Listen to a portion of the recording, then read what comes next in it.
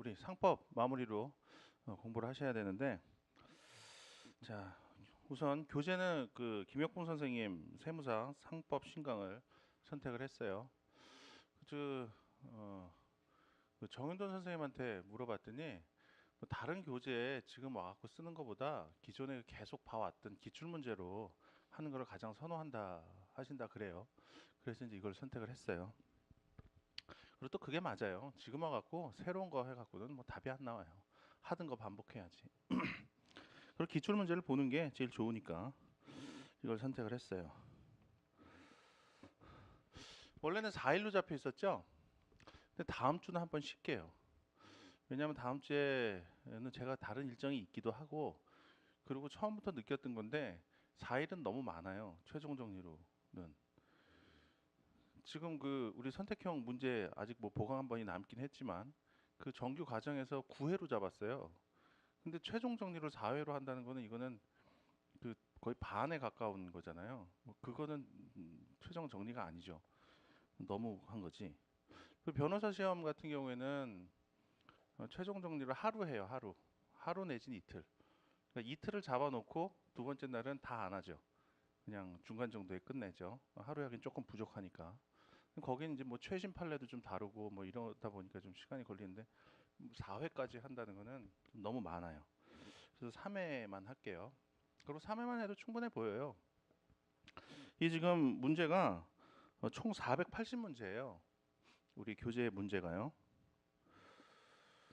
그러면 하루에 이제 한 160문제 정도로 나가면은 딱 맞죠. 근데 160문제를 뭐 다 다룰 건 아니고 그 중에서 제가 이제 추렸죠. 추려서 추린 문제만 볼 거예요. 그렇게 해서 진행을 하겠습니다. 근데 제가 한 50문제 정도를 추렸어요. 160문제 중에 50문제 정도. 근데 그 객관식 그 문제풀이 과정에서 보니까 하루에 50문제를 나가려면 엄청 빨리 나가야 돼요. 되게 빨리 나가야 돼서 좀 그런데 빨리 나가야죠. 그리고 또 최종 정리니까 어느 정도 공부가 돼 있으실 거예요. 그래서 빨리 나가도 될 것 같아요. 자, 71페이지부터 볼게요. 제가 이제 모든 과정에서 수업을 할 때 그리는 그림이 하나 있어요. 네, 뭐 저랑 같이 수업을 해보신 분들은 익숙하시겠지만 그거부터 그려놓고 시작을 할게요. 자, 우리 회사법이지만 우리가 90% 이상은 주식회사를 공부하는 데 시간을 할애할 거예요. 그래서 설명하는 내용이 특별한 얘기가 없으면 뭐 한 명에서도 합자해서 특별한 얘기가 없으면은 그냥 주식회사를 설명하고 있구나 이렇게 생각하시면 돼요. 자, 주식회사라는 게 우선 주주들이 있죠. 주주들이 회사에다가 돈을 내요. 물론 회사 설립 단계에서는 뭐 부채라는 게 크게 있지는 않겠죠. 다 자본이겠죠. 근데 주주들이 회사에다가 돈을 내면 그 돈을 갖고 회사를 운영을 하는 거예요. 근데 운영은 누가 하느냐? 주주가 직접 하진 않아요. 주주가 직접 하지 않고 경영 전문가를 뽑아갖고 이 경영 전문가로 하여금 회사를 운영하도록 하죠. 그 경영 전문가가 바로 이사들이죠. 이사예요. 근데 주주 입장에서는 자기 돈을 이사한테 맡겨놓고 그 이사가 경영 활동을 하도록 한 다음에 그 이사가 벌어들인 돈을 뭐 이익 배당 등의 형식으로 나눠 갖는 구조가 이제 주식회사예요. 그런데 돈을 남한테 맡겨놓은 사람 입장에서는 좀 불안해요. 얘가 자기 열심히 주주를 위해서 일을 해줄지 아니면은 자기 뒷주머니를 찰지 불안하단 말이에요. 그러니까 감시를 해야 돼. 감시를 누가 하느냐? 뭐 주주가 직접 하면 좋겠지만 그것도 번거로워요. 왜냐하면 주주는 회사 업무에 평상시에는 관여를 하지 않는단 말이에요. 평상시에는 뭐 학생일 수도 있어요. 뭐 변호사일 수도 있고 회계사일 수도 있어요. 자기 생업에 종사하면서 있다고요. 직접 관여를 안 하기 때문에 얘 감시하는 것도 번거로워. 그래서 감시할 사람을 뽑죠. 이사 업무 집행 감시할 사람을 뽑아갖고 얘로 하여금 이사 업무 집행을 감시하도록 해요. 자, 다시 이사로 돌아와서 보면은 이사는 직접 업무를 집행하는 게 아니에요. 이사회라는 회의체를 구성을 해서 이사회를 통해서 그 업무를 집행을 해요. 따라서 회사의 기관이냐 이사가 이걸 물으면 이사는 회사의 기관은 아니다라고 말을 해야 돼요. 이사회가 회사의 기관이에요. 이사회가. 이사는 단지 이사회라는 회의체 기관을 구성할 수 있는 자격에 불과한 거예요. 근데 이사회는 회의체이기 때문에 직접 업무를 집행하기 되게 번거로워요. 그래서 이사 중에 한 명을 대표이사로 뽑아갖고 이 대표이사로 하여금 업무 집행을 하도록 하죠. 그러면 이사회와 대표이사의 권한 분장 관계는 어떻게 되느냐? 이사회에서는 회사의 중요한 업무에 관해서 의사결정을 하고 결정된 의사의 집행은 대표이사가 한다. 이렇게 업무를 분담하고 있는 거예요. 대표이사가 업무 집행을 한다고 했을 때는 그 업무는 대내적인 업무 집행일 수도 있고 대외적인 업무 집행, 즉 대표행위일 수도 있죠. 이런 구조를 갖추면은 요 회사가 권리 의무의 주체인 법인이 돼요. 법인이. 그러니까 법에서 말하는 인이라는 거, 사람이라는 거는 권리 의무의 귀속 주체가 될 수 있는 자격을 가진 자를 말하죠. 권리 능력이 있는 자를 말해요. 그래서 그냥 이렇게 그려요. 이 회사 자체가 하나의 법인격자라는 것을 나타내기 위해서.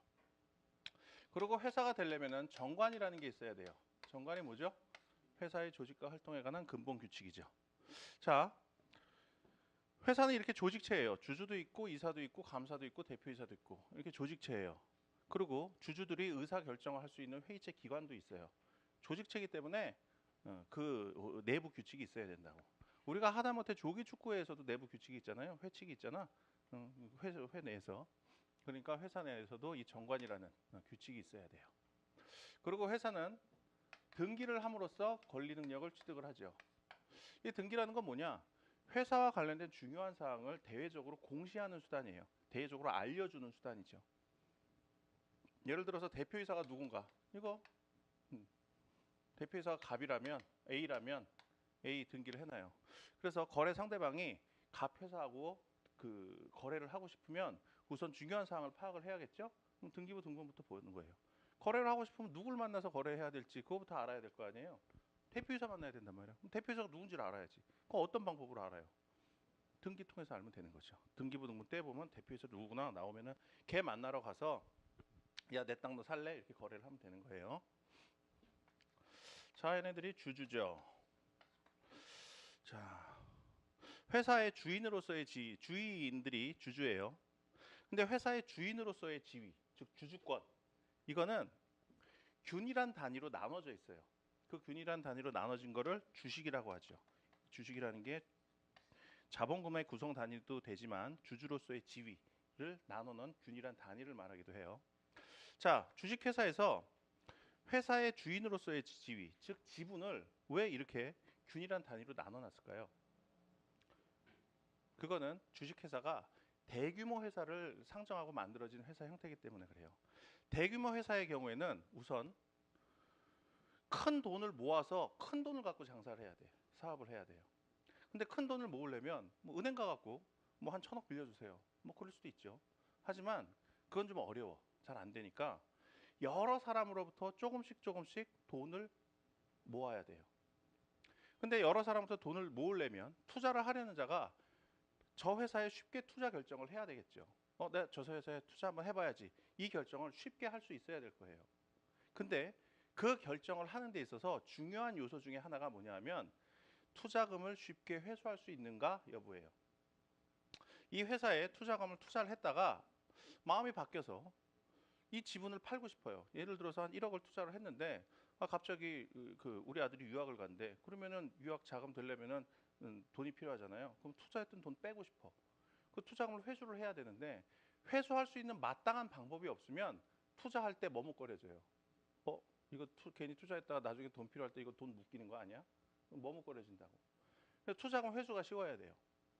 근데 주식회사에서 만약에 이 주주로서의 지위를 주식이라는 균일한 단위로 나눠 놓지 않으면 어떻게 되느냐? 예를 들어서 갑이라는 사람이 50억을 출자를 해서 100억짜리 회사인데 50억을 출자를 해서 50% 지분을 갖고 있었어요. 그러면 이 지분을 50억 갖고 있는 사람한테만 팔아야 돼. 근데 50억 갖고 있는 사람 찾기가 쉽지 않단 말이에요. 근데 그 지분을 균일한 단위로 쪼개놓으면 한 10,000개로 쪼개놨다. 그러면은 10,000명한테 조금씩 팔면 되는 거예요. 그래서 그렇게 하면은 투자금 회수가 쉬워지죠. 지분을 팔기가 쉬워지죠. 투자금 회수가 쉬워지면 투자 결정을 용이하게 할 수 있어요. 투자자들이 투자 결정을 용이하게 할 수 있다는 것은 큰 돈을 모을 수 있다는 거예요. 그래서 대규모 회사인 주식회사의 그 취지하고 맞게 된다는 거죠. 주식으로 나눠놨을 뿐만 아니라 투자금 회수를 용이하게 하기 위해서 주식으로 나눠놨을 뿐만 아니라 그 주식을 유가증권에 들러붙여놨어요. 종이에다 들러붙여서 유가증권화했어. 유가증권화한 이유는 눈에 보이지 않는 주식은 잘 살려고 하지 않아요. 눈에 보이는 주식은 잘 살려고 하지. 그래서 주식을 종이에다 붙여서 유가증권화해서 이거를 통해서 처분을 쉽게 할 수 있도록 했어요. 자, 이게 이제 주주, 주식, 주권 이렇게 나와요. 자, 지금 얘기한 것처럼 주주는 회사 밖에서 평상시에는 자기 생업에 종사하고 있어요. 회사의 업무에 관여하지 않지. 회사의 업무는 평상시에는 대표이사와 이사들이 업무 집행을 해요. 근데 이 주식회사라는 거는 주주들이 맡긴 돈을 이사가 운영을 해서 돈을 벌어요. 그리고 그 번 돈을 주주한테 나눠주는 구조예요. 그렇기 때문에 회사 입장에서는 이익 배당 같은 거를 할 때 주주가 누군지를 파악을 해야 돼요. 근데 주주는 주권에 표창되어 있는 주식을 양도하는 방법으로서 회사 바깥에서 계속 변하고 있단 말이에요. 계속 변하고 있어요. 회사 입장에서 주주가 누군지를 파악을 해야 되는데 얘네들 입장에서 계속 변하고 있는 주주, 누구를 주주로 보고 이익 배당을 해주고 주주총회 할 때 누구를 불러다가 주주총회에서 의결권 행사를 시키냔 말이에요. 그래서 그걸 정하기 위해서 회사에서는 주주 명부라는 것을 만들어 놨어요. 그래서 주주가 변동이 되면 여기 와서 이름 적어 놓고 가라. 회사 입장에서는 이 주주 명부에 이름 적힌 사람을 주주로 취급을 해줄 거다. 이렇게 해서 만들어 놓은 명부가 주주 명부예요. 이름 적고 뭐 하는 거를 그걸 명의개서라고 하는데 명의개서를 대신해주는 사람을 명의개서 대리인이라 그래요. 명의개서 대리인. 얘는 이제 뭐 주로 등장하는 사람은 아니에요. 자, 이렇게 되면 회사 내부적으로 회사는 그 조직을 다 갖춘 거예요. 자, 이제 대외적으로 거래를 해야겠죠. 거래 상대방이 있어요. 얘하고 이제 거래를 하죠. 그리고 또 채권자라는 사람도 등장을 해요. 회사에 대해서 채권을 갖고 있는 사람이 채권자인데 그냥 회사한테 돈 받을 게 있는 사람 이렇게 기본적으로 생각을 해두시고 그 다음에 회사한테 대규모 영업 자금을 대여해준 은행을 채권자라고 생각을 하시면 회사법을 이해하는 데 좀 쉬워요. 지금 뭘 보고 있냐면 회사법에서 등장하는 주요 개념들을 다 한꺼번에 정리를 하는 거예요. 이걸 시간마다 하는 이유는 강의가 끝날 때쯤이면은 이게 회사법을 이해하는데 아주 중요한 툴이 됐다고 다들 얘기를 해요. 그래서 이거를 제가 처음부터 하는 거예요. 처음 오늘 들으시는 분들은 저 뭐 하는 건가? 뭐 책에 이런 거 나오는 거 본 적도 없는데 쟤 뭐 하냐? 지금 처음 보는 강사인데 이상한 거 하네. 그렇게 생각하시는데 이거 나중에 가면은 되게 좋다고들 다들 하는 거예요. 자, 그리고 이제 법원이 있어요. 법원. 여기서 법원은 거래 관계에서 발생하는 분쟁을 해결하는 소송이 걸렸을 때 분쟁을 해결하는 자로서의 법원을 얘기하는 게 아니라 회사법과 관련해서 뭔가 있을 때 무슨 결정을 해야 되잖아요. 그럼 결정을 얘가 할 수도 있고 얘가 할 수도 있고 얘가 할 수도 있고 뭐 그래요. 뭐 법에 다 대부분 정해져 있어요. 근데 뭐 얘가 결정할 수도 있고 근데 누가 결정할지 애매한 사항에 대해서 우리 법원이 결정하도록 하는 경우가 꽤 있어요. 그래서 법원을 이 중간에다가 이렇게 그려놓는 거예요. 뭔가 누가 결정하는 게 옳을까? 애매한 경우가 간혹 있어요. 그러한 경우에 법원이 등장을 한다고. 뭐 예를 들어서 주식 매수 청구권을 행사를 했는데 주식 매수 청구권 행사 가격이 아니라 매매 가격, 주식 매매 대금, 가액 누가 결정하느냐? 반대 주주하고 회사하고 협의해서 결정한다. 다만 매수 청구 기간 종료일로부터 30일 내에 협의가 되지 않으면 누가 결정한다? 법원에서 결정한다. 그런 거 나온다고요. 주식 매수 청구권 관련해서 예를 하나 들었어요. 자, 여기 등장 인물들, 등장 개념들 중요한 거 한번 정리한 거니까 요 개념 갖고 다 엎어치고 맺히고 하는 거예요. 회사법이. 자, 이제 보기 시작하자고요. 71페이지 1번 문제부터 볼게요. 1번 문제부터. 중간중간에 계속 건너뛸 거예요. 보면은 한 3, 4문제에 한 문제씩 이렇게 다룰 거예요. 근데 뭐 반드시 뭐 제가 뭐 1번, 4번 뭐 이렇게 하는 건 아니고 쭉 보면서 출제가 자주 되는 것, 중요한 것들만 뽑아서 하는 거니까 그거 위주로 공부를 해주세요. 그리고 안 다루는 문제 중에서도 중간중간에 지문 한두 개만 중요한 내용이 있는 문제들이 있어요. 그래서 그런 것들은 별도로 다룰게요. 자, 1번. 상법상 회사에 관한 설명으로 틀린 것은 1번 회사는 상해 기타 영리를 목적으로 설립된 법인이다. 자, 맞는 지문이죠. 회사와 관련해서 개념 요소 관련해서 영리성과 법인성을 들죠. 영리성과 법인성. 회사는 영리 법인이어야 돼요. 왜요? 아, 그러세요? 그럼 문제가 안 맞겠네. 문제가 많이 바뀌었나요? 문제 번호로 말씀을 드릴 텐데 어떡하지? 예, 연습 문제 챕터 1의 1번이에요. 회사의 개념 요소 두 가지를 들죠. 영리성과 법인성 이렇게 들어요. 영리성과 관련해서 이 개념이 뭐냐? 이 여기서의 말하는 영리성이라는 거는 첫 번째, 회사는 이윤 획득의 목적이 있어야 돼요. 이윤 획득의 목적이 있어요. 두 번째, 요것만 갖고는 부족하고 회사는 획득한 이윤을 사원들에게, 즉 주식회사의 경우는 주주에게 배분할 목적까지도 있어야 돼요. 그래야만 회사가 돼요. 이거와 관련해서 상인 개념을 정의할 때도 영리성이라는 개념이 나와요. 우리는 이제 회사뿐만 공부를 하니까 앞에 상총상행은 안 배우잖아요. 근데 상총상행 부분에 상인 개념을 정의를 하는데 거기서도 영리성이라는 개념이 나온다고. 근데 거기서 말하는 영리성이라는 거는 이윤 획득의 목적만 있으면 돼요. 근데 회사법에서 말하는 회사의 개념 요소로서의 영리성은 이윤 획득의 목적뿐만 아니라 획득한 이윤을 사원들에게 배분할 목적까지 있어야 된다. 그래야 회사가 된다는 거예요. 삼성전자 회사죠. 회사예요. 삼성전자가 영업을 해갖고 연 한 30조 원씩 당기 순이익을 낸다 그래요. 일반적으로 그거 사원들에게 배분할 목적을 갖고 영리 활동을 하는 거예요. 그러니까 삼성전자 회사가 되는 거지. 비교해야 되는 거 예를 하나 들어서 서울시가 주차장 사업을 한다. 서울시 소유의 부지에서 주차장 영업할 수 있어요. 그러면은 주차장 돈 받고 이윤 획득을 위해서 하는 거니까 그 주차장 영업을 하는 단계에 있어서는 서울시는 상인이 돼요. 상인이 된다는 거는 상법이 적용된다는 거야. 그 거래에 대해서. 근데 서울시가 주차장 영업을 해서 얻은 이윤을 서울시의 구성원인 서울 시민들한테 나눠주나요? 그렇지는 않잖아요. 그냥 시민들을 위해서 공익적인 목적을 위해서 활용할 뿐이죠. 따라서 이윤을 사원들에게 배분할 목적까지 있는 건 아니기 때문에 서울시의 경우에는 회사는 되지 않는다는 거예요. 이 부분 중요해요. 그 다음에 2번. 회사의 종류에 관계없이 1인 회사의 설립과 존속이 인정된다. 자, 이건 틀렸어요. 회사, 우리 상법에서는 5가지로 분류를 하죠. 한명회사, 합자회사, 유한책임회사, 주식회사, 유한회사 이렇게 분류를 하죠. 근데 1인 회사가 허용되는 거는 이 뒷부분의 3개예요. 유한책임회사, 주식회사, 유한회사 뿐이에요. 앞에 한명회사, 합자회사의 경우에는 1인 회사가 됐을 때는 해산 사유가 돼요. 그래서 1인 회사 안 돼요. 그래서 2번 틀린 지문이죠. 3번 판례에 의하면 1인 주식회사에 있어서는 주주총회 소집 절차나 결의 방법이 상법의 규정에 위반된다고 하더라도 주주총회 결의가 1인 주주의 의사에 합치하는 한 유효하다고 본다. 자, 이건 맞는 지문이고 대단히 중요한 내용이에요. 자, 주식회사에서 지금 회사와 관련된 의사결정을 하는 기관이 중요한 게 지금 세 명? 뭐 세 가지가 있어요. 주주총회와 이사회와 대표이사 이렇게 한다고.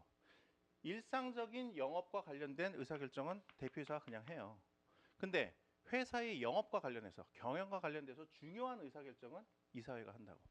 우리 법에서 나와 있는 그 중요한 사항 뭐가 있을까요? 우선 393조 1항이 있죠. 중요한 자산의 처분 및 양도, 대규모 재산의 차입, 지배인의 선임, 해임, 그 다음에 지점의 설치, 폐지, 이전 이런 것들 이사회에서 결정을 해요. 그리고 또 신주 발행 이사회에서 결정하고 대표이사 선임 이사회에서 결정하죠. 중요한 사항들 이사회에서 해요. 근데 그건 경영과 관련된 중요한 사항들이에요. 이사회에서 결정한다는 거예요. 그 외에 회사의 기본판을 깔아주는 결정, 회사의 조직에 관한 근본적인 그 결정을 하는 거 그런 거는 주주총회에서 결정을 해요. 예를 들어서 정관을 변경한다. 우리 회사가 자동차 제조 판매업을 하는 회사였는데 야 우리 업종 바꿔. 응? 우리 반도체 제조 판매하자.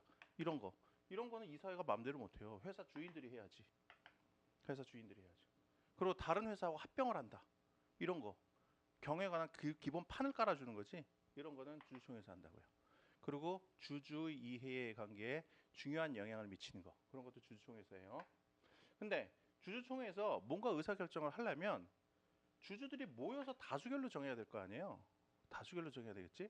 그럼 회사에서 주주들은 회사 바깥에서 생업에 종사하고 있으니까 주주총회 회의를 정한 다음에 어느 장소에 주주들 모이라고 불러야 된다고. 소집 절차를 거쳐야 된다고요. 근데 그 소집 절차 우리 법이 자세하게 적어놨어요. 주주총회 소집에 관한 의사결정은 이사회에서 하고 소집 통지는 대표이사가 하는데 소집 통지는 총회일의 2주 전에 발송해야 된다. 발송 방법은 서면에 의해야 되고 주주의 동의가 있는 경우에 한해서 전자문서로도 할 수 있다. 그리고 주주총회 소집 통지서에는 반드시 회의의 목적사항이 뭔지를 적어줘야 된다. 뭐 이런 거 이렇게 자세하게 적어놨다고.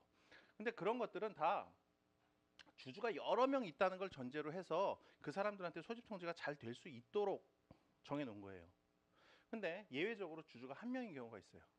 그 한 명인 경우에는 그러한 규정들을 다 거기에 적용할 필요가 없어요. 이거는 많은 수의 주주를 전제로 한 규정들이기 때문에. 그래서 주주가 한 명밖에 없을 때는 소집 통지 절차 같은 걸 안 밟았다 하더라도 이 주주 한 명이 주주총회에 가갖고 의결권 행사했으면 그 소집 절차 하자가 있다 하더라도 다 무시하고 유효한 총회 결의로 봐줘요. 그게 판례 이론이에요. 1인 회사에 특별한 법리를 펼치고 있어요. 판례가.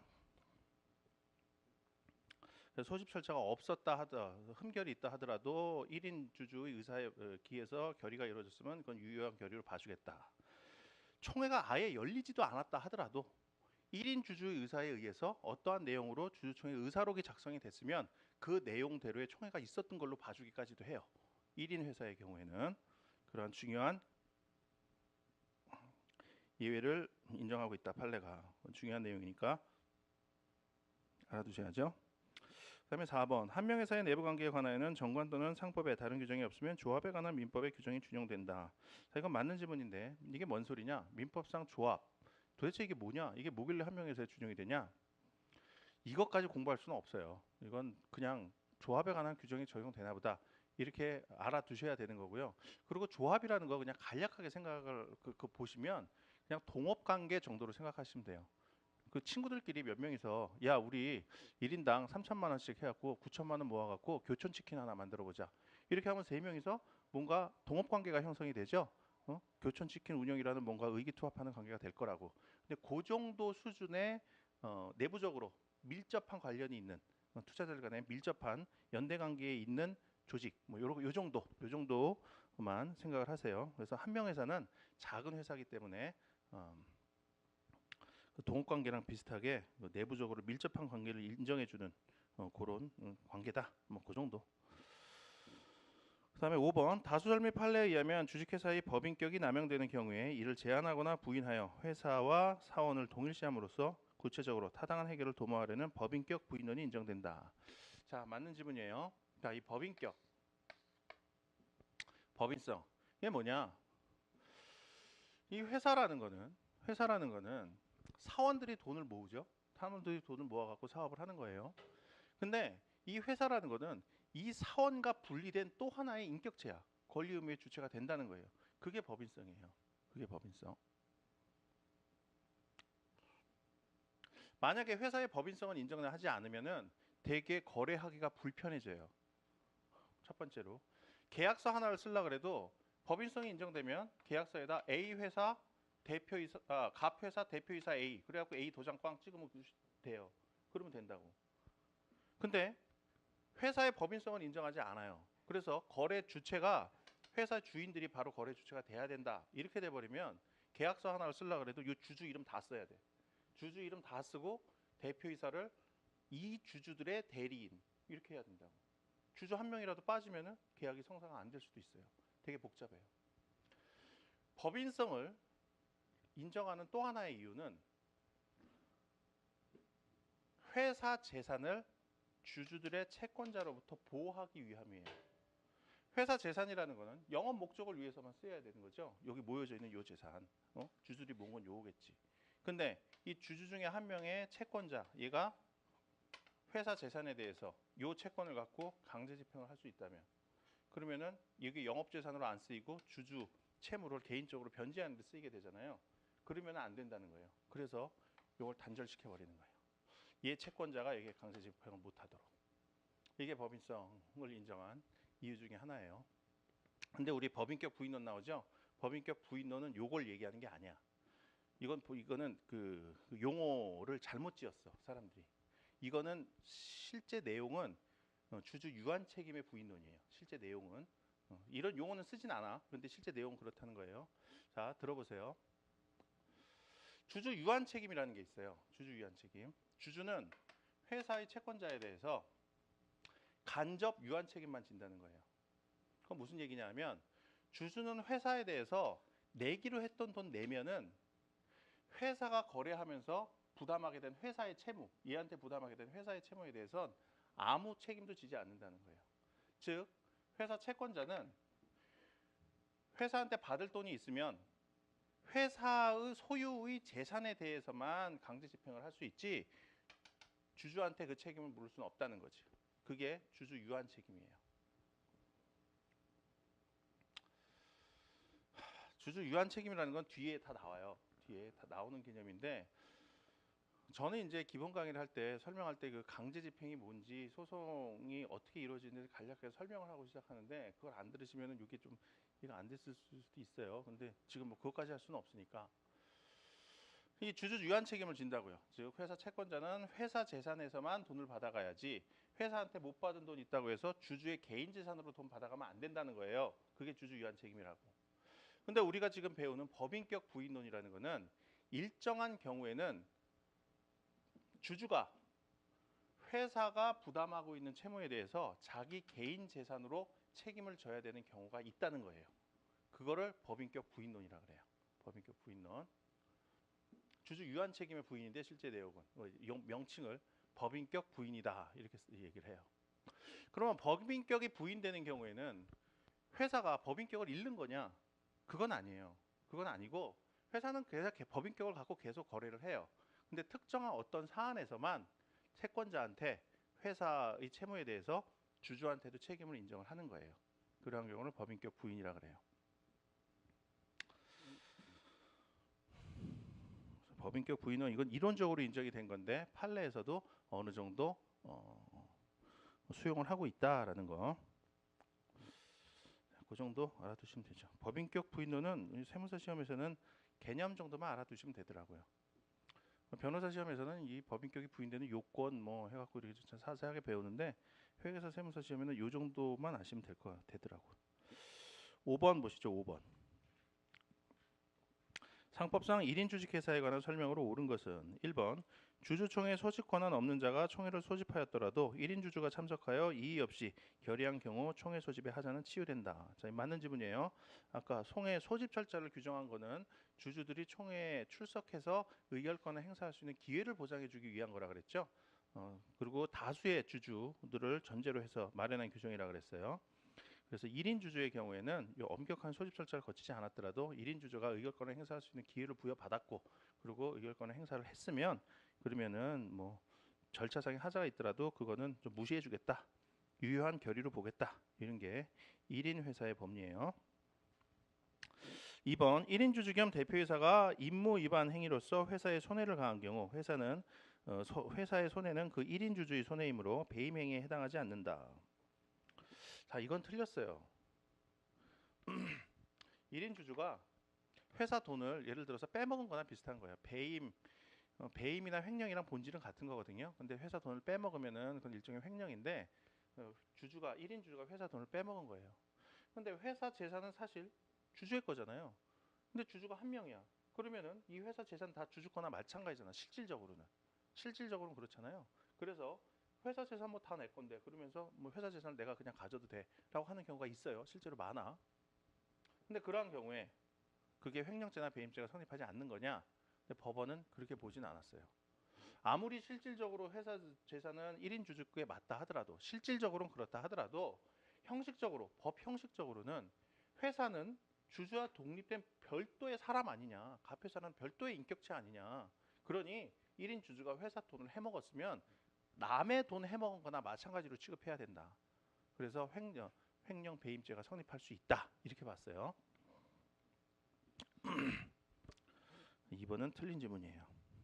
3번 실제로 주주총회를 개최한 사실이 없었던 경우 1인 주주에 의하여 의결이 있었던 것으로 총회 의사록이 작성되었더라도 그 내용에 결의가 있었다고 볼 수 없다. 이것도 틀렸죠. 아까 설명을 간략하게 했어요. 주주총회를 개최한 사실이 없다 하더라도 1인 주주 의사에 의해서 주주총회 의사록이 작성이 됐으면 그렇다면은 그 의사록 내용대로의 결의가 있었던 걸로 본다라는 게 판례예요. 4번 주주총회가 법령 또는 정관상 요구되는 이사회 결의 없이 소집되었다면 1인 주주가 참석하여 이의 없이 결의하였더라도 당의 총회의 결의는 무효이다. 뭐 이것도 틀렸죠. 지금 이것도 이사회 결의 없이 총회가 열렸다. 뭐 이 얘기는 뭐예요? 이사회 소집 절차상의 하자가 있었다라는 얘기죠. 아까도 얘기했지만 이사회 소집 어떻게 해요? 소집 결정은 이사회에서 하고 소집 통지는 대표이사가 한다. 대표이사가 하는데 어떻게 하느냐? 이주조에 통지를 발송한다. 서면 또는 전자문서로. 그리고 회의의 목적사항을 적어서 그렇게 하는 게 다 소집 절차예요.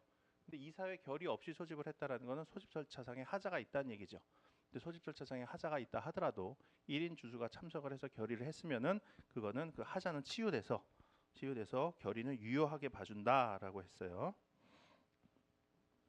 5번 회사의 영업을 양도함에 있어서 1인 주주 겸 대표이사가 동의하였더라도 주주총회의 특별 결의를 대신할 수는 없다. 자, 이건 틀린 지문이에요. 이것도 1인 주주가 동의했으니까 이거는 결의가 유효하게 있었던 걸로 봐요. 주주총회 특별 결의가. 전원 일치에 의한 결의가 있었던 걸로 보는 거죠. 1인 주주가 찬성을 했으면. 1인 회사라는 건 1인이 모든 주주를 다 갖고 있는 회사니까 1인 주주가 찬성하면 주주 전원이 찬성하거나 마찬가지죠. 자, 5번 틀린 지문이고요. 그 다음에 8번 문제 볼게요. 상법상 회사에 관한 다음 설명 중 옳은 것을 모두 포함하고 있는 것은 기억, 상법상 회사는 한 명회사, 합자회사, 유한책임회사, 주식회사 및 유한회사로 구별되는데 합자회사의 유한책임 사원과 유한회사의 사원의 책임은 같다. 자, 이건 틀렸죠.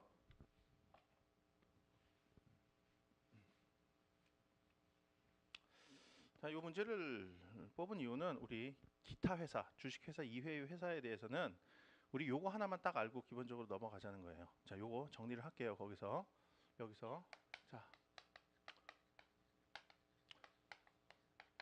회사 채권자에 대한 사원의 책임 요거랑 그 다음에 지분 양도 요건 요거 두 가지만 우리가 정리를 하자고요.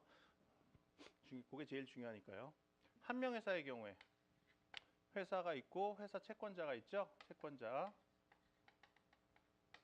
사원들이 이렇게 있어요. 회사 사원은 회사가 채권자에 대해 부담하고 있는 채무에 대해서 어떤 책임을 지느냐? 무한, 연대, 직접 책임을 져요. 직접 무한 연대 책임을 진다. 뭐 이렇게 하는 게 더 좋긴 한데 뭐 아무튼 직접 무한 연대 책임을 져요. 직접 책임을 진다는 건 무슨 얘기냐? 회사가 채권자에 대해서 줄 돈이 있을 때 채권자가 회사한테 못 받으면 직접 사원한테 달라고 할 수 있다는 거예요. 그러면 사원은 줘야 된다는 거예요. 직접 책임을 진다는 거는. 그럼 간접 책임은 뭐냐? 이따가 주식회사에서 볼게요. 연대 책임은 뭐냐? 애들이 연대한테서 책임을 진다는 거예요. 분할 책임을 지지 않는다는 거죠. 자, 회사 채무가 예를 들어서 1,000만 원이다. 그럼 얘는 1,000만 원을 다 줘야 된다는 거예요. 뭐 400, 300, 300 이렇게 나눠지는 게 아니라는 거죠. 1,000만 원 다 줘야 돼. 그러면 내부적으로 어떻게 할 거야? 내부적으로는 그 분담 비율에 따라서 얘가 얘한테 1,000만 원 다 주고 구상은 할 수는 있겠지. 하지만 채권자의 관계에서는 줘야 될 돈 다 줘야 될 책임을 얘가 다 부담한다는 거. 그게 연대 책임이죠. 무한 책임은 뭐예요? 무한 책임. 자기 전 재산을 갖고 책임을 진다는 거예요. 책임을 져야 되는 금액이 일정 한도로 정해져 있는 게 아니라 채권자가 만족을 받을 때까지 자기 전 재산 털어갖고 다 책임을 져줘야 된다는 거예요. 매우 무거운 책임을 지고 있죠. 회사 채무에 대해서 한 명 회사의 그 경우에. 그래서 지분 양도 이거는 책임 내용. 지분 양도 사원이 자기 지분을 다른 자에게 양도하려면 총사원의 동의가 있어야 돼요. 총사원의. 이것도 지분 양도를 되게 까다롭게 만들어 놨죠. 만약에 지분 양도를 쉽게 하면 다른 사원들이 피해를 볼 수가 있어요. 쉽게 지분을 양도한다? 그러면 엄한 놈이 지금 여기 들어오는 거예요. 엄한 놈이. 그래서 그리고 책임을 이렇게 무겁게 지기 때문에 한 명 회사의 사원은 직접 경영을 해요. 주식회사의 경우에는 주주가 직접 경영을 하지 않았죠. 경영 전문가인 이사를 뽑아갖고 이사로 하여금 하게 했잖아. 근데 한 명 회사의 경우에는 직접 경영을 해요. 사원들이. 근데 지분 양도를 쉽게 하면은 어떻게 돼요? 엉뚱한 놈이 들어와갖고 회사 경영하면서 엄한 짓 할 수가 있어요. 회사 다 말아먹을 수가 있다고. 그러면 그 책임에 대해서 직접 연대 무한 책임을 져야 된단 말이야. 그러면 안 되겠죠? 그래갖고 지분 양도를 어렵게 만들어놨어요. 총사원의 동의. 그 다음에 합자회사. 합자회사는 회사 채무에 대해서 사원들이 어떻게 책임을 지느냐? 합자회사의 경우에는 사원이 두 가지 종류로 나눠져 있어요. 무한 책임 사원과 유한 책임 사원으로 나눠져 있어요. 무한 책임 사원은 뭐냐? 똑같아. 저거랑 똑같아요. 무한 책임 사원. 유한 책임 사원의 회사 채무에 대한 책임의 내용은 어떻게 되느냐? 이거는 직접 유한 책임을 져요. 직접 책임을 진다는 것은 회사가 채권자에 대해서 부담하는 채무에 대해서 채권자가 회사한테 못 받으면 유한 책임 사원한테도 직접 청구할 수 있다는 거예요. 근데 직접 청구할 수 있는데 유한 책임을 진다는 건 뭐예요? 얘한테 지급할 돈이 한정돼 있다는 거예요. 어느 정도로 한정돼 있냐? 유한 책임 사원은 회사에 내기로 했던 돈, 출자하기로 했는데 아직 안 내고 있는 돈, 그 돈에 한해서만 회사 채권자에 대해서 직접 책임을 져요. 예를 들어서 유한 책임 사원이 회사에 대해서 1,000만 원을 출자하기로 약속이 돼 있었어요. 그런데 800만 원만 출자를 하고 아직 200만 원은 출자를 안 하고 있는 상태예요. 그런 상태에서 채권자가 유한 책임 사원한테 200만 원의 범위에서는 회사 채무, 회사에 대한 채권을 직접 행사할 수 있다라는 거예요. 직접 유한 책임이죠. 그 다음에 유한 책임 회사는 좀 나중에 보고 주식회사 보시죠. 주식회사. 주식회사의 경우에는 회사의 사원들이 어떤 책임을 진다? 간접 유한 책임을 진다. 회사 채권자에 대해서. 간접 유한 책임을 진다는 것은 회사 채무에 대해서 사원들은 아무런 책임을 지지 않는다는 얘기나 같아요. 자, 이 내용은 어떻게 되느냐? 우선 유한 책임을 져요. 주주들은 회사에 내기로 한 돈만 내면 돼요. 그 이상은 책임을 지지 않아요. 그리고 또 간접 책임만 져요. 주주는 회사에 대해서만 돈을 낼 책임을 지지 회사 채권자에서 직접 돈을 지급할 책임은 없어요. 그러니까 회사 채권자는 회사 소유의 재산에 대해서만 돈을 집행을 할 수 있는 거죠. 간접 유한 책임 이런 뜻이에요. 유한 회사는 똑같아요. 주식회사랑 유한 회사는 주식회사의 조금 작은 형태라고 생각하시면 돼요. 작은 형태의 주식회사가 유한 회사다 이렇게 생각을 하시면 돼요. 유한 책임 회사는 그럼 어떻게 되냐? 유한 책임 회사. 유한 책임 회사. 회사 채권자에 대한 책임 내용은 이거랑 같아요. 간접 유한 책임이에요. 그래서 이렇게 돼요. 그래서 대외적인 책임은 얘랑 비슷하고 그리고 대내적으로 그 회사 경영하는 거는 한 명에서 합자회사랑 비슷해요. 얘는 그래서 이 중간 영역에 있는 거예요. 그거까지 뭐 이해를 안 하셔도 되고요. 자, 지분 양도와 관련해서 합자회사의 경우에 지분 양도가 어떻게 되냐? 무한 책임 사원은 총 사원의 동의가 있어야만 지분 양도가 가능해요. 그 취지는 이거랑 똑같아요. 합자회사의 경우에는 무한 책임 사원이 경영을 담당하거든. 그러니까 이거랑 똑같은 거예요. 그러니까 합자회사는 그 한 명 회사에다가 돈만 출자하는, 돈만 내는 놈들을 조금 붙여놓은 회사라고 생각을 하시면 돼요. 유한 책임 사원의 지분 양도는 어떻게 하느냐? 무한 책임 사원 전원의 동의만 있으면 돼요. 이건 총사원의 동의고 무한 책임 사원 전원의 동의만 있으면 돼요. 주식회사의 경우에 주식 양도의 자유가 기본적으로 보장돼 있죠. 근데 예외적으로 정관으로 주식 양도의 자유를 제한할 수는 있어요. 그러니까 지분 양도의 자유를 제한할 수는 있죠. 정관으로. 근데 제한하는 방식이 특정돼 있어요.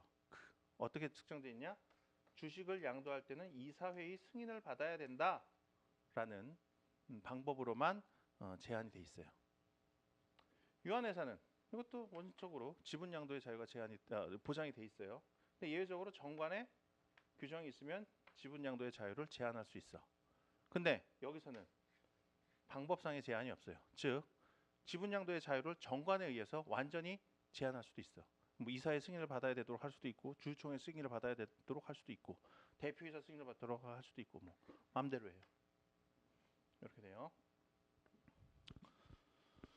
자, 요거 갖고 문제를 풀어보시자고요. 자, 기억번은 틀렸죠. 합자회사의 유한 책임 사원과 유한회사 사원의 책임은 같다. 틀렸죠. 유한회사 사원은 간접 유한 책임이고, 합자회사의 유한 책임 사원은 직접 유한 책임이고, 그러니까 다르죠.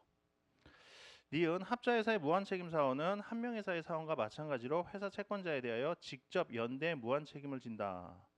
자, 맞죠? 직접 연대 무한책임 여기 같다 그랬어요. 디귿 주식회사의 사원인 주주는 회사 채권자에 대하여 간접 유한책임을 부담하므로 합자회사의 유한책임 사원의 책임과 동일하다. 틀렸죠. 리을 합자회사의 무한책임 사원은 정관에 다른 규정이 없는 때에는 각자가 업무집행권을 가지고 있으나 유한책임 사원은 업무집행에는 참가하지 못하는 대신 감시권을 갖는다. 이건 맞는 지문이에요. 합자회사의 경우 얘는 회사 채무에 대해서 무거운 책임을 지기 때문에 직접 경영을 해야 돼요. 이거 불안해 갖고 이거 삐끗 잘못하면 자기 전 재산 다 날라간단 말이야. 무한책임 사원은. 그래서 또 직접 경영을 담당해야 돼요. 자기가 직접 해야 돼. 불안해서 남한테 못 맡겨. 유한책임 사원은 얘는 돈만 내고 경영은 안 하는 놈이에요. 돈만 내고. 그러니까 얘가 맡긴 돈 제대로 쓰고 있는지 감시권만 행사할 수 있지 직접 회사의 경영에는 참여할 수 없어요. 유한책임사원은.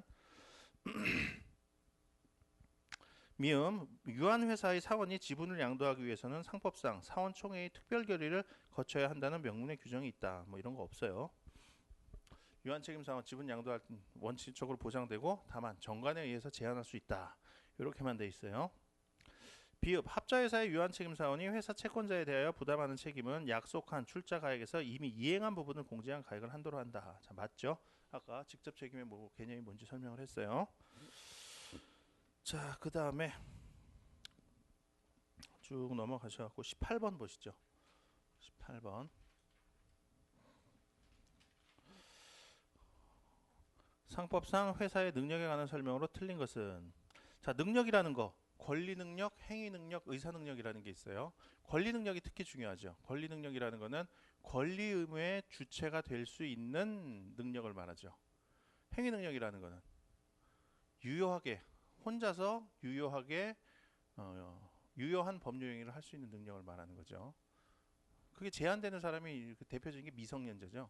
미성년자는 혼자서 유효하게 법률 행위를 못 해요. 그래서 또 부모의 동의를 받아야 돼. 부모의 동의 안 받고 법률행위 하면은 취소할 수 있어요. 미성년자는. 자, 권리 능력이 중요하죠. 18번에 1번. 회사의 권리 능력은 회사의 설립 근거가 된 법률과 회사의 정관상의 목적에 의해 제한을 받는다. 자, 이건 기본적으로 맞는 지문이에요. 설립 근거가 된 법률에 의해서 제한을 받는다는 건 당연해요. 근데 정관상의 목적에 의해서 제한을 받느냐? 정관상의 목적에 의해서 제한을 받느냐? 제한을 받는다는 건 이런 의미예요. 정관에 이 회사의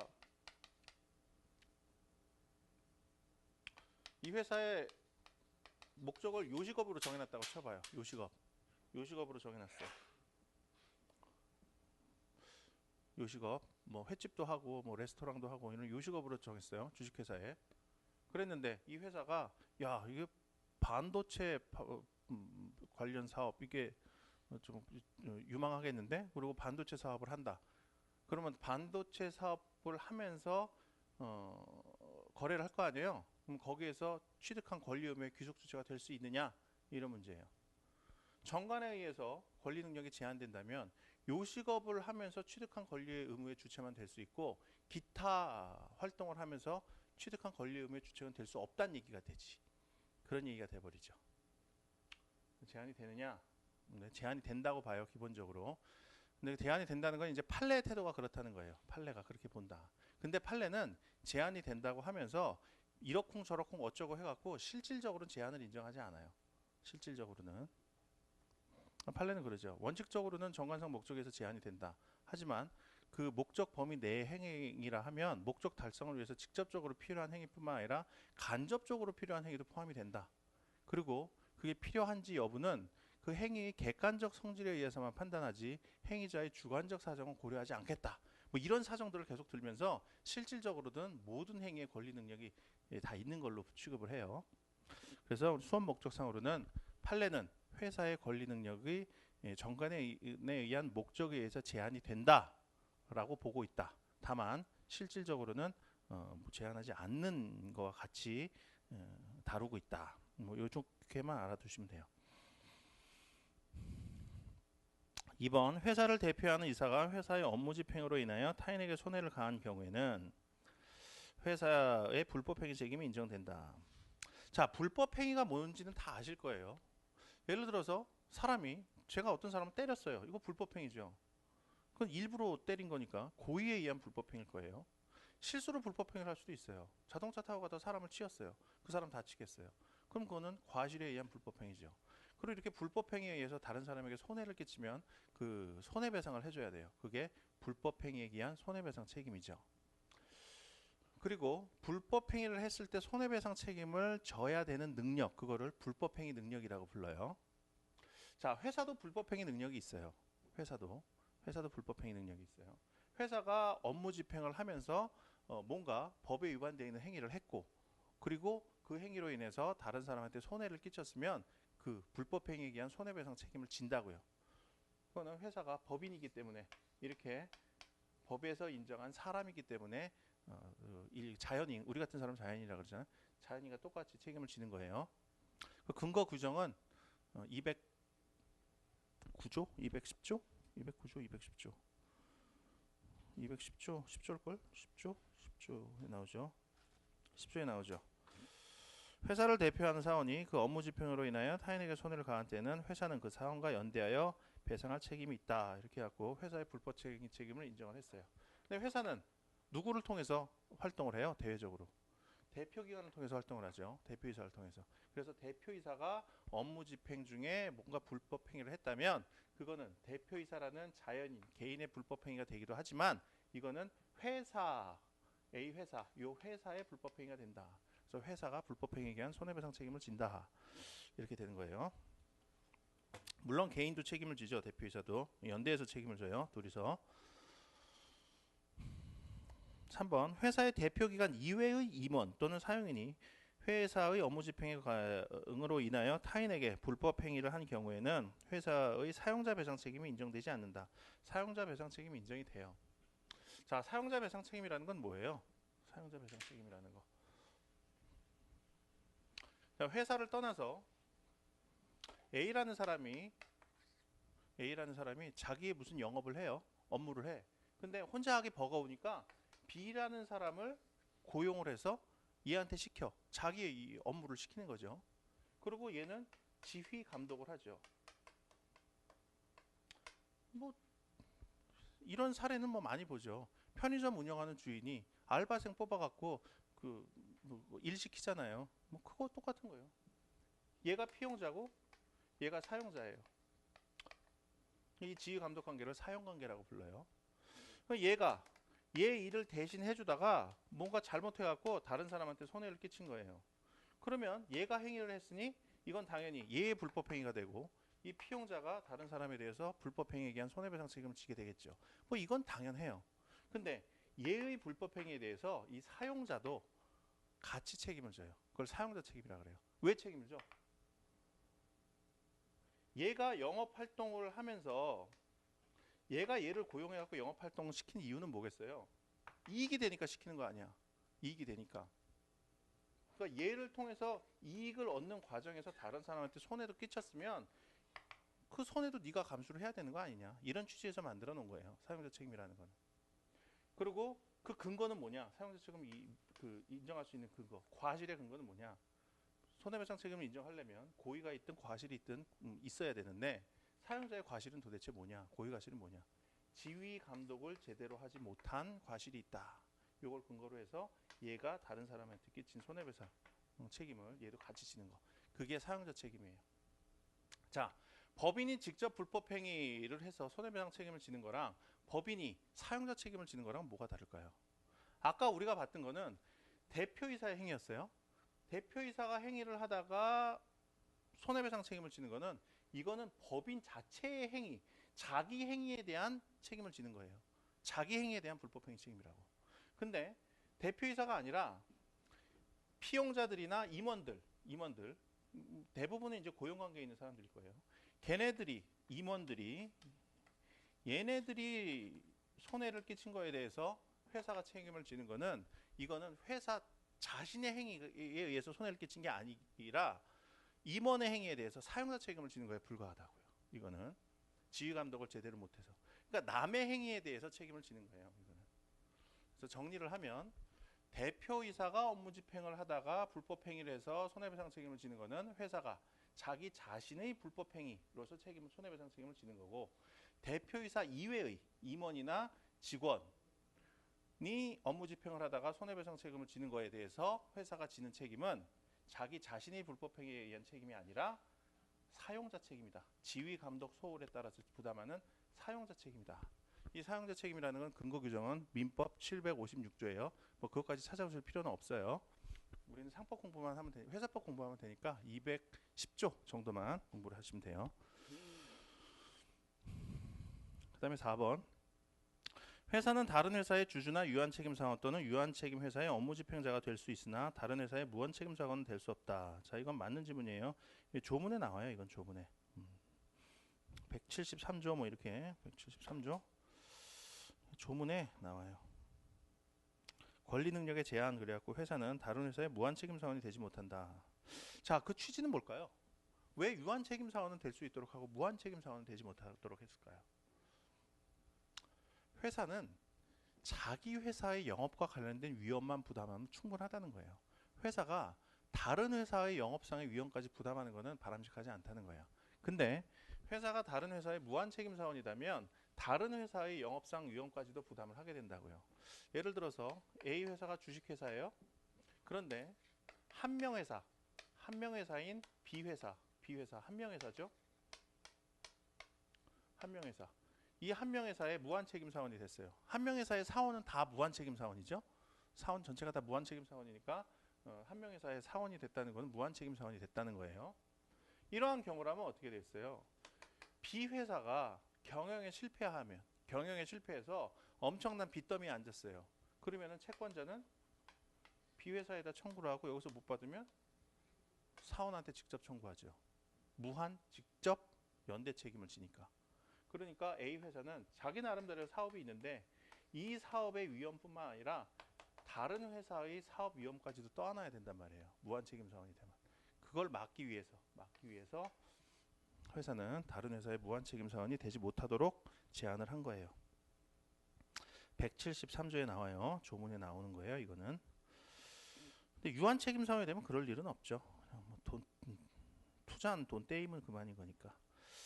5번. 회사는 신체상의 자유권, 생명권, 친족권, 상속권 등의 권리는 없으나 유증을 받을 수 있는 권리는 있다. 이건 맞아요.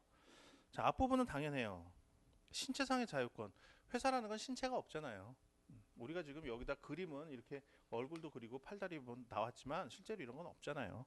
신체상의 자유권, 생명권 이런 건 없어요. 친족권, 상속권. 근데 유증은 받을 수 있어요. 유증이라는 거는 이런 거예요. 제가 죽으면서 나의 모든 재산은 삼성전자한테 기부할게. 그럼 삼성전자 그 돈은 받을 수 있다고요. 그 돈 받을 수 있는 권리 능력은 있다고요. 그래서 상속권은 없지만 유증을 받을 수 있는 권리는 있다. 회사는 그 정도 기억하시고요. 그 다음에 21번 보실까요? 상법상 회사 설립의 무효 또는 취소해소에 관한 설명 중 틀린 것은. 자, 회사 설립과 관련해서 뭔가 하자가 있을 때 우선 기본적으로 우리가 이렇게 암기를 하고 있자고요. 기본적으로 이렇게 암기를 하자. 무슨 의미인지 잘 몰라도 우선 암기는 이렇게 하자고요. 우선 주식회사의 경우에는 회사 설립의 하자를 다투는 소가 두 가지 형태가 있어요. 설립 취소해소와 설립 무효해소가 있어요. 무효해소가 있어요. 그리고 설립 무효를 주장할 때는 객관적 사유에 의한 설립 무효를 주장할 수 있는 사유는 객관적 사유가 있고 주관적 사유가 있어요.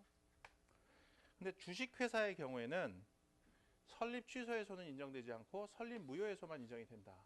그리고 설립 무효의 원인으로는 객관적 하자만 주장할 수 있다. 이렇게 기본적으로 외워두자고요. 이게 무슨 의미인지 정확하게는 모르더라도. 근데 기타 회사의 경우에는 요거 다 인정이 된다. 이렇게 기본적으로 암기를 해두자고요. 설립 취소에서는 뭐냐? 취소 사유가 있을 때 회사 설립행위에 취소 사유가 있을 때 그 취소 사유를 설립 취소해소라는 소송 형태로 주장하는 거예요. 그럼 취소 사유는 뭔데요? 그건 민법에 나와요. 민법에 규정이 돼 있어요. 이게 왜 꼭 취소 사유여야만 되죠? 그게 꼭 취소 사유여야 될 이유는 없어요. 근데 민법에 그렇게 규정하고 있을 뿐이에요. 그 예는 뭐가 있느냐? 사기에 의한 의사표시. 어떤 사람이 저한테 땅을 팔으라고 그래갖고 팔았어요. 근데 내가 사기당한 거야. 그러면 땅 팔기로 한 계약 그거 취소할 수 있어요. 취소할 수 있다는 것과 무효는 뭐가 다르죠? 무효는 거래 행위를 했을 때부터 그냥 효력이 발생하지 않는 거예요. 근데 취소는 취소할 수 있는 행위는 거래 행위를 하면 유효해. 원래 유효했어요. 근데 나 취소할래 라는 별도의 취소의 의사표시를 하면 행위 당시로 소급해서 효력을 상실하는 거. 그게 이제 취소라는 거죠. 근데 어떤 행위를 취소 사유로 하고 어떤 행위를 무효로 할 건지는 그냥 입법 정책의 문제예요.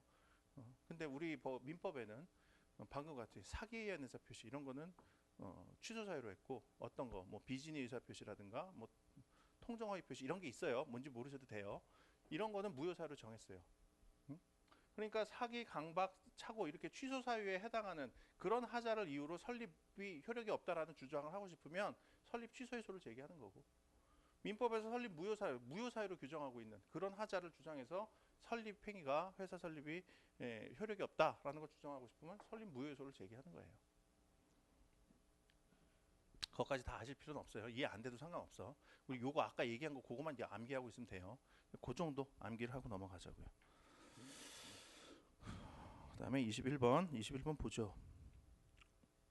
한 명회사 설립의 무효는 그 사원의 하나요. 설립 취소는 그 취소권 있는 자의 하나요. 회사 설립의 날로부터 2년 내에 소만으로서 이를 주장할 수 있다. 자, 그거는 그냥 조문에 나오는 내용이니까 그거는 그냥 조문을 한번 참조를 하시든가 아니면 그냥 지문을 통해서 외우시든가 그냥 외우시면 돼요. 그다음에 2번 주식회사의 설립 무효는 주주이사 감사의 하나요. 회사 성립의 날로부터 2년 내에 소만으로서 이를 주장할 수 있다. 이거는 매우 중요한 지문이에요. 이거는 꼭 외워두셔야 돼요.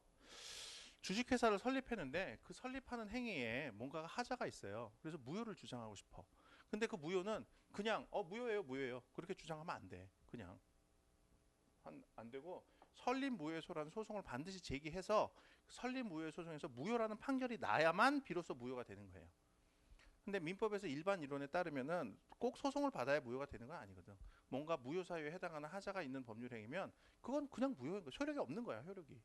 법원에서 판결을 받는 건 단지 그거를 다퉈지니까 법원에서 그냥 유권 해석을 해줄 뿐이지 애초부터 효력이 발생 안 하는 게 원칙이라고 민법에서. 하지만 상법은 특칙을 뒀죠. 설립행위의 경우에 무효 사유가 있으면 반드시 설립 무효의 소라는 소송을 제기하고 그 판결을 통해서만 무효가 되는 거예요. 무효 판결이 나야만.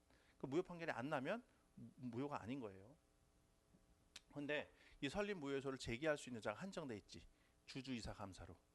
회사법상의 소송에서 원고 적격을 가지는 자는 대부분 주주이사 감사예요. 대부분 주주이사 감사예요. 그 사람 외에는 소송을 제기할 자격이 없어요. 회사 설립에 무효 사유가 있다 하더라도 소송을 제기할 자격이 없어.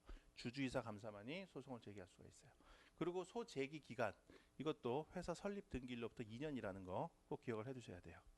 회사법에 많은 소송 형태가 나와요. 거기서 그리고 또 제소 기간도 제한이 많이 돼 있어요. 근데 대부분 6개월이에요. 대부분 6개월인데 주주총회 결의 취소 해소가 2개월로 되게 짧고 그 다음에 이 설립 무효 해소가 이게 2년으로 제일 길어요. 기억을 꼭 해두세요. 3번 주식회사 설립 무효해소에서 원고가 승소한 경우 그 판결의 대서적 효력과 소급적 효력이 인정되며 회사는 해산에 준하여 청산 절차가 개시된다. 자, 다 맞는데 소급적 효력이 인정된다라는 게 틀렸어요. 자, 회사 설립은 주식회사 설립은 정관의 작성에부터 설립 등기까지 일련의 절차를 밟아요. 설립 등기를 함으로써 회사는 설립이 된다고요. 이때부터 권리 능력을 취득을 하는 거예요. 근데 요 설립 행위, 요 정관 작성부터 설립 등기 사이의 행위, 요게 이제 설립 행위거든요. 다 여기 단계는 5단계가 있어요. 요 설립 행위인데 요 설립 행위에 뭔가가 하자 있어요. 뭔가가 하자 있어. 요 객관적 사유에 해당하는 하자가 있어요. 그래서 설립 등기일로부터 2년 내에 누군가가 소를 제기했어요.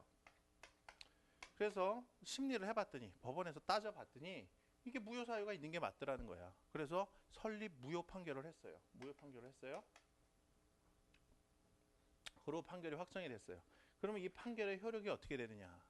우선 어느 범위에서 효력이 미치느냐? 우리 민사소송법을 공부를 안 하셨으니까 이게 뭐 별거 아닌가 보다 느낄 수도 있는데, 민사소송법에서는 원래 이래요. 판결의 효력은 원고하고 피고 사이에서만 미쳐요. 원고하고 피고 말고 다른 사람한테는 그 판결의 효력이 미치지 않아. 다른 사람은 그 판결 그냥 무시하고 해도 돼요. 무시하고 다르게 주장해도 돼. 그게 원칙이에요, 민사소송법상에. 근데 회사법상의 소에는 대세효를 인정하는 게 있어요. 원고 피고뿐만 아니라 모든 사람한테 효력이 미친다라는 게 대세효예요. 근데 이 대세효가 인정되는 게 거의 다 대세효가 인정이 돼요. 이 회사법상의 소에서는. 그래서 설립무효에서도 마찬가지예요. 설립이 무효가 되면 소를 제기했던 원고와 회사 사이뿐만 아니라 소를 제기하지 않은 다른 사람과의 관계에서도 설립행위는 효력이 없는 걸로 다뤄져요. 회사는 없는 걸로 다뤄지는 거지. 그게 대세효예요. 대세효가 있어요. 그리고 소급효는 없어. 소급효는 없어요. 민사소송법의 그 일반에서는 소급한다고. 요일로 소급해요. 요 판결 효력이. 그래서 요때부터 효력이 없는 걸로 다뤄져. 민사소송법의 일반 원칙에 따르면. 근데 설립무효에서는 소급효가 없어요. 장내효만 있어요. 장내효만. 장내효만. 무효 판결 이후에만 설립이 무효가 되는 거예요. 그러면 설립 등기로부터 회사는 성립이 됐죠? 설립 무효는 이때가 됐어요. 근데 설립이 무효가 되는 건 장내효만 이때. 그럼 이 기간에는 회사가 있는 걸로 다뤄지는 거죠. 설립이 무효라고 판결이 됐으니까 실제로는 회사는 없어야 되는 게 맞는 거예요. 설립이 안 됐으면, 설립이 효력이 없으면 회사는 없어야 되는 거잖아. 하지만 이게 장내효만 있기 때문에 이 중간 단계에서는 설립이 있는 것과 같이 취급이 되잖아요. 그래서 이 중간 단계는 회사가 있는 걸로 쳐서 사실상의 회사라는 게 존재하는 걸로 봐요. 이 중간 단계에 있는 회사, 이걸 사실상의 회사라 그래요. 그러면 이 사실상의 회사는 회사가 있는 걸로 쳐지는데, 이 기간 동안 회사가 다른 사람하고 거래를 하면서 권리 의무를 취득을 했을 거 아니에요. 재산을 취득하기도 하고 뭐 빚을 지기도 했을 거 아니에요. 그러면 그 재산 취득한 거, 빚진 거 어떻게 할 거야? 어떻게 처리할 거예요? 이때부터 회사는 설립이 무효가 돼서 없는 걸로 다뤄지는데, 이거 어떻게 할 거예요? 얘가 취득한 거. 그래서 해산에 준해서 청산한다는 거예요. 회사가 존재하다가 회사가 설립돼서 항상 영업 활동을 하죠. 그러다가 회사 이제 그만하고 싶어요. 요식업을 했어. 요식업을 했는데 장사도 안 되고 이제 회사 그만하자 이러고 싶으면 어떻게 해야 돼요? 회사 그만하기로 결정을 하고 청산 단계에 들어가는 거예요. 청산 단계에 들어가는 게 어떻게 하는 거냐? 우선 영업을 종료해. 요식업 우선 식당 문 닫아요. 문 닫고 그 다음에 돈 받을 거 받아. 채권 출심해요. 받을 돈 이거 다 받아야겠죠? 그리고 있는 재산 다 처분해. 현금화 시키는 거예요. 그거 갖고 빚 갚을 거 갚아요. 채무 변제하죠. 그리고 이제 남는 돈 있지. 남는 돈은 회사 주주들이 지분 보유 비율에 따라서 나눠 갖는 거예요. 이 절차가 끝나면 그러면은 회사는 권리 능력을 상실하게 되죠. 해산을 하면 청산을 하고 청산 절차가 사실상 종결되면 권리 능력을 상실하게 돼요. 이렇게 돼요. 근데 이 회사 설립 무효 판결이 되면 이 경우에도 해산에 준해서 청산을 하는 거예요. 요 사실상 회사가 취득했던 이 권리 의무 이건 해산에 준해서 요 이후에 청산을 하면 된다. 이렇게 돼요.